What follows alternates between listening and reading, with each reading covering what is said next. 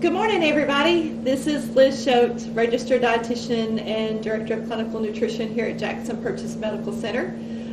We're doing another Learning with Liz lesson today. So I was trying to think of different topics that a lot of people are very interested in nutrition. And I asked a few of my coworkers, and so one came up with this idea of, she said, hey Liz, why don't we talk a little bit about a gluten-free diet? Because some people use a gluten-free diet for weight loss, and it's not necessarily nutritionally sound to use it as a weight loss diet. So I'm just going to kind of talk a little bit about what is a gluten-free diet, what it really should be used for, and if you do need to follow a gluten-free diet, what are some of the types of foods that would be better for you to have. So what is gluten and what is celiac disease? That is the disease that this type of diet is really for.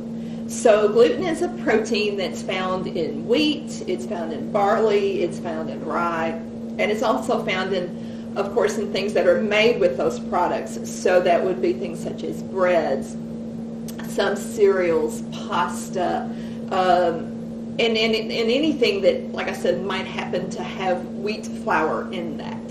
So when someone has celiac disease, this is an autoimmune disease, and what happens is that the body's immune system responds to when a person eats gluten, and it can cause them to have some major diarrhea. It can cause them to have damage done to their small intestines lining.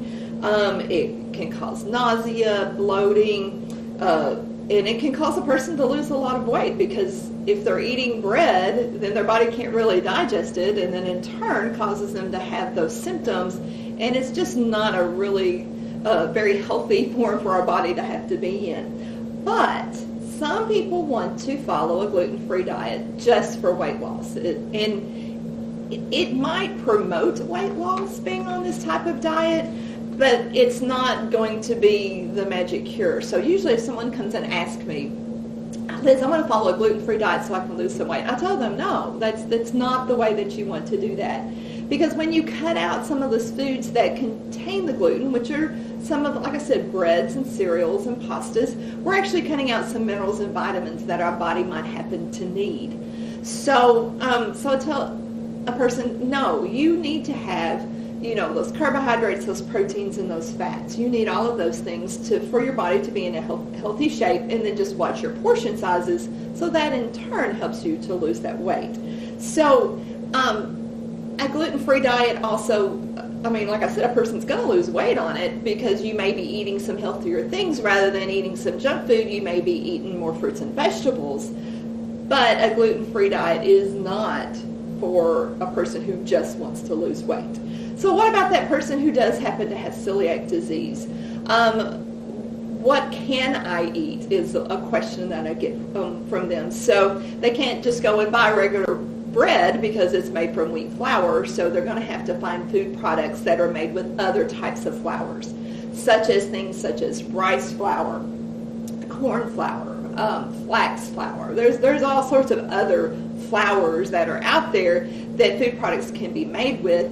Some of the products don't taste quite as good as the regular stuff does, but there are items out there that they can buy for themselves. You can find these things at your grocery stores. I know Walmart has a really good selection. There are places or websites online that you can order a lot of different food products from to get things such as breads and pancakes, maybe. Also things such as, say, pancakes or different stuff like that. Pasta, that's a big one. Pasta is made from wheat flour, so you've got to find a pasta that's not made from that. So, like I said, it can be a very difficult diet to follow. I would not recommend it at all for somebody who just wants to lose weight. But if a person happens to have celiac disease and their doctor recommends for them to be on this gluten-free diet, you really maybe want to go talk to a registered dietitian, and they can help you with those food choices, because it can be a difficult diet to follow. So I hope this kind of gave you a little bit of information about what gluten is and celiac disease. If you do have any questions about that, please just give us a message on our website, on our Facebook site, or you can call the dietitian's office also. Also, if you have any topics that we would like to discuss, please drop us a few topics with this on our Facebook site, and hopefully we'll come up with some other items. So I hope everybody has a great day.